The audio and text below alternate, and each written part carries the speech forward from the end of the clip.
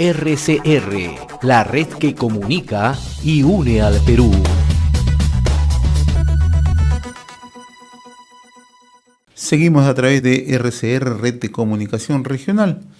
Tal como lo adelantamos, ya estamos en comunicación y le agradecemos la gentileza que siempre tiene con RCR a Fernando González, economista senior del Instituto Peruano de Economía IPE. Fernando, buen día, qué gusto saludarte. ¿Cómo estás? ¿Cómo estás, José? Muy buenos días. Un reciente estudio del Instituto Peruano de Economía, Fernando, da a conocer que los alcaldes que culminaron su gestión al frente de los municipios en el año 2022 dejaron de invertir 40.000 millones de soles en los 4 años de gestión, ¿no? En medio de un conjunto de necesidades, en medio de un conjunto de exigencias. Dentro del estudio que ha desarrollado el Instituto Peruano de Economía, ¿qué se logra establecer para que se haya logrado esta cifra preocupante, ¿no?, significativa, de no poder invertir este dinero? Bueno, efectivamente, como mencionas, José, en los últimos 4 años de gestión municipal, vemos que los gobiernos locales solo lograron ejecutar el 60% de su presupuesto de inversión, y esto significa que han dejado de invertir 40.000 millones de soles en los últimos 4 años en acumulado, ¿no? Básicamente el problema se debe a que muchas veces el presupuesto no está alineado necesariamente con las capacidades de gasto de las municipalidades. No vemos algunas municipalidades que tienen un presupuesto alto, que no logran ejecutar todo, y esto se debe básicamente a diferentes razones. Por un lado, afecta principalmente a las regiones mineras, que en los últimos años han recibido un alto nivel de transferencias por canon y regalías mineras, en línea con los altos precios de los metales que hemos experimentado durante el 2021 y gran parte del 2022, pero que lamentablemente esto no se ha correspondido con una mayor capacidad de ejecución.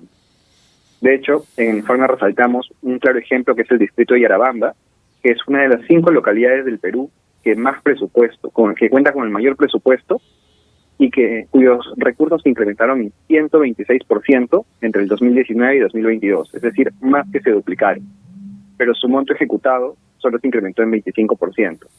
Entonces vemos claramente que el presupuesto se incrementó a una mucha mayor velocidad que el monto ejecutado, ¿no? Lo cual nos habla de que la capacidad de ejecución no crece a la misma manera o a la misma velocidad que el presupuesto, sobre todo en estos distritos mineros que han visto incrementados sus ingresos de manera importante en estos últimos años, ¿no? Una paradoja la que tú mencionas, ¿no?, que las regiones que reciben o recibieron más canos y regalías presentan una menor ejecución. Exactamente, presentan una menor tasa de ejecución. En algunos casos, el monto ejecutado por habitante no necesariamente es bajo. Por ejemplo, en el mismo distrito de Yarabamba, sí se presenta un monto ejecutado por habitante incluso mayor que en muchos otros distritos del país. Pero dado que el presupuesto se incrementó tanto, su tasa de ejecución sí es baja. Entonces, es dinero que cuenta, pero que finalmente no se llega a ejecutar, porque claro, si se incrementa en el presupuesto, si el presupuesto se duplica en 4 años, es difícil con la misma capacidad operativa necesariamente incrementar o duplicar tu ejecución, ¿no? Los proyectos muchas veces, cuando son proyectos grandes, hay que programarlos con anticipación y se van ejecutando durante varios años, no necesariamente de un solo año. Ahora, lo que sí vemos es que en la última década existe esta relación negativa entre el monto transferido por canon y regalías mineras y la tasa de ejecución de la inversión pública según regiones, ¿no? Es decir, las regiones que suelen recibir más canon y regalías mineras son las que presentan una menor tasa de ejecución. Y nuevamente se debe a que este incremento de recursos disponibles no necesariamente se condice con una mayor capacidad de ejecución. ¿Cuáles son las regiones que requieren mayor atención en estos momentos dentro del estudio que ha desarrollado el IPE, Fernando? Nosotros en el estudio nos centramos principalmente en gobiernos locales. ¿Ya? Y cuando analizamos el avance, por ejemplo, en el año 2022, que generalmente el año 2022, por ser el último año de gestión municipal, es un año en el cual se espera que se ejecute una mayor cantidad de recursos, pero vemos que algunas regiones como Arequipa, Ica, Ancash y Pasco han presentado una tasa de ejecución de alrededor del 50% o incluso menor, ¿no? En el caso de Pasco, que fue solo de 47%. Es decir, ejecutaron alrededor de la mitad de todos sus presupuestos disponibles. Pero en realidad, en algunas, dentro de las regiones, en algunas provincias, la ejecución fue incluso mucho menor, ¿no? Por ejemplo, te mencionaba que Pasco tuvo una tasa de ejecución de menos del 47% en el 2022, pero dentro de Pasco hay algunos distritos, por ejemplo el distrito de Puerto Bermúdez, que está en la provincia de Oxapampa, donde solamente se ejecutó el 28%, es decir, menos de 1 de cada 3 soles con los cuales contaba este distrito, ¿no? Entonces, en general, sí vemos que este problema de ejecución afecta a algunos distritos muchos más que otros, ¿no? Veamos el tema de Puno, que en estos momentos tiene un problema bastante serio. Hoy el diario Gestión menciona toda la situación socioeconómica en la que se encuentra Puno, ¿no? Y ustedes también han hecho un seguimiento que va relacionado precisamente a este estudio de baja ejecución en los gobiernos locales, en las municipalidades, ¿no? Hoy tú te declaras para el diario Gestión que el índice de competitividad regional en Puno está en el puesto 21 de 25 regiones. Y esto está asociado precisamente a la baja ejecución, a que no se priorizan las necesidades inmediatas de la población. El problema de Puno es que hay muchos temas estructurales que no se van a solucionar de un año para otro, pero que es importante ir avanzando, ¿no? Como mencioné, justamente en aquello que menciona José, es que Puno en el índice de competitividad regional se encuentra en el puesto 21 de 25 regiones y se encuentra principalmente rezagado en los indicadores relacionados con salud, con infraestructura y con entorno económico, ¿no? Además del indicadores relacionados con el pilar instituciones.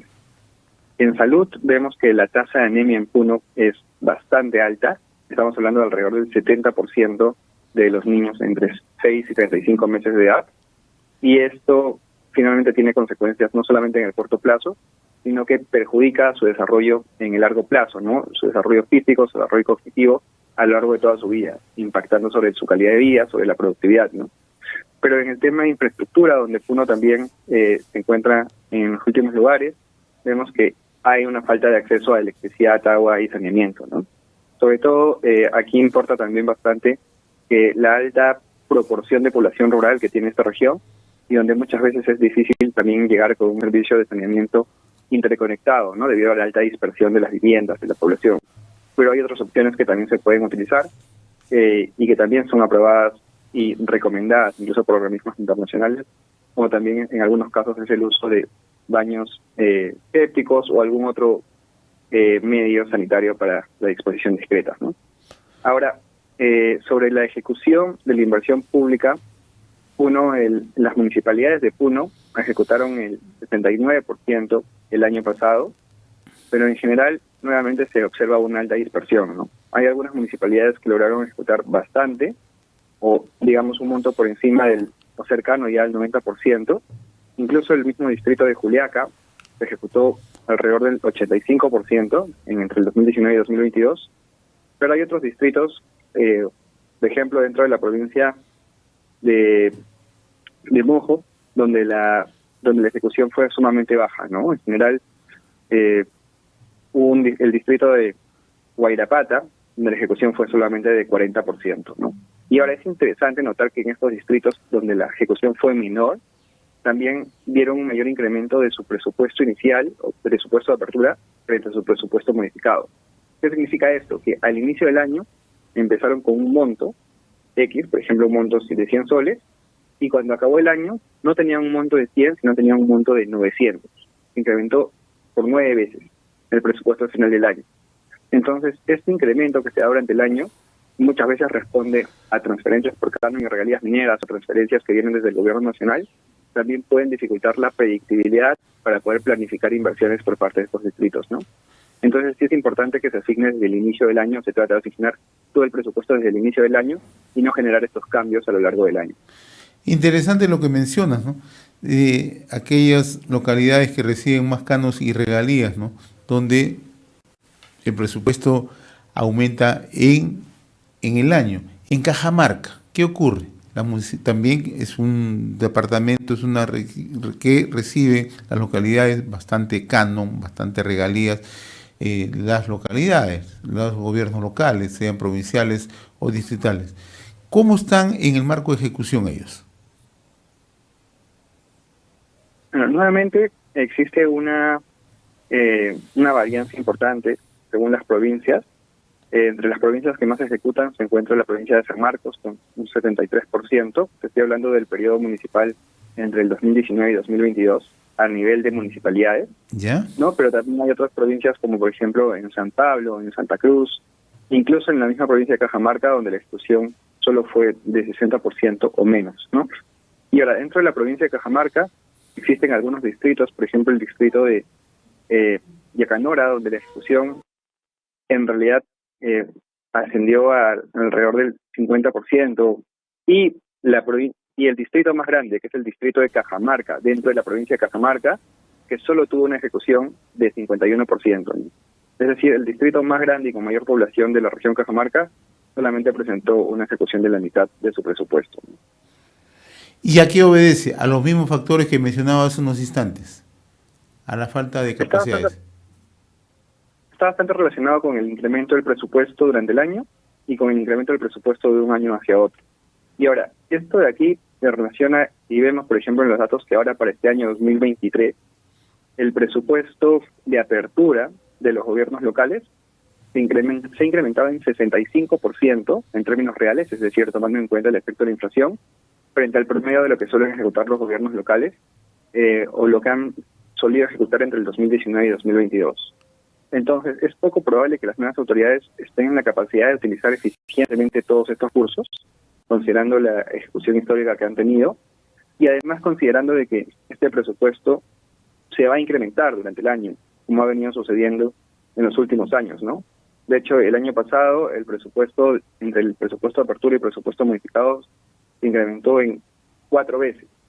Entonces, ahora ya se ha incrementado desde la apertura, quizás se incremente un poco menos, porque lo bueno es que se han asignado montos desde la apertura, cuando antes se incrementaban a lo largo del año, pero en la medida que es igual 65% mayor al promedio de lo que se solía ejecutar, o al monto que se solía ejecutar, de todas maneras es poco probable que se logren ejecutar todos estos recursos, sobre todo en el primer año de gobierno de las autoridades, ¿no? Que es un año en el cual todavía hay un proceso de aprendizaje, un año en el cual todavía recién se están acomodando las gestiones. Entonces es un año históricamente de baja ejecución, ¿no? Y aquí importa mucho la asistencia técnica que va a brindar el MES y que ha anunciado para poder incentivar y dinamizar un poco la ejecución de la inversión de las autoridades locales, ¿no? Eso va a ser fundamental. O sea, ello quiere decir, Fernando, que en el presente año, en el 2023, la capacidad de ejecución no va a ser la más óptima debido a esa labor de aprendizaje, a esa labor de recién estar conociendo el mecanismo, el manejo propiamente de la gestión, sea provincial o sea municipal. Sí, e incluso a nivel de gobiernos regionales. Esto, efectivamente, la historia en los últimos 15 años, o bueno, desde que se dio el proceso de descentralización en el país, nos muestra eso, nos muestra esta regularidad muy importante que en los primeros años de gestión de ejecución pública es baja, pero ahora, conociendo esto, también desde el gobierno nacional, específicamente desde el Ministerio de Economía, se están tomando algunas acciones para poder tener un acompañamiento mucho más cercano, ¿no? Incluso se anunciaba que los mismos funcionarios del Ministerio de Economía van a trabajar en las municipalidades, en las sedes de las municipalidades, para poder otorgar la asistencia técnica requerida para poder incrementar la ejecución, ¿no? Lo cual es positivo, pero de todas maneras tampoco se espera que sea mucho mayor a la que habría sido años anteriores. Ahora, este acompañamiento que en realidad va a permitir diseñar con mayor rapidez, orientar, establecer mecanismos de asistencia mucho más rápido, también tiene que ir acompañado con cuadros técnicos capaces, profesionales de primer nivel en aquellos municipios que tanto requieren, ¿no? Tú citabas el caso de Puno, tú citabas el caso de Cajamarca. O sea, contar con un equipo profesional ad hoc especializado es clave para poder destrabar, para poder generar mejor ejecución en estos municipios. Sí, efectivamente. Es muy importante que el equipo, sobre todo aquel encargado de las inversiones públicas, cuente con los conocimientos necesarios, sobre todo el proceso de invierte.pe para poder adjudicar proyectos, ¿no? Aquí es importante que los profesionales que se encarguen de esto conozcan la ley la ley de inversión pública, conozcan la ley de contrataciones del Estado. Y entonces es importante también que se avance en ese sentido en la profesionalización, ¿no?, del servicio civil. Y aquí la Autoridad Nacional del Servicio Civil, que es Servir, es el encargada también de impulsar esto dentro de las municipalidades, dentro de los gobiernos regionales, porque justamente su misión es fortalecer a las entidades públicas, ¿no? Lamentablemente, la ley de servicio civil no se ha avanzado mucho en su aplicación, a pesar de que ya tiene muchos años de haber sido promulgada. La mayoría de los profesionales que trabajan dentro del sector público no trabajan bajo esta ley de servicio civil, que es la que proveería un marco más meritocrático y más flexible para poder, digamos, desenvolverse dentro del sector público, ¿no? Entonces, ahí sí hay mucho que avanzar todavía para poder seguir profesionalizando el servicio civil dentro del país. Fernando González, economista senior del Instituto Peruano de Economía, como siempre muy reconocido. Fernando, gracias por atender esta comunicación a través de RCR, Red de Comunicación Regional. Ha sido un gusto conversar contigo, muy amable. Igualmente, José, un gusto. Hasta la próxima. RCR, la red que comunica y une al Perú.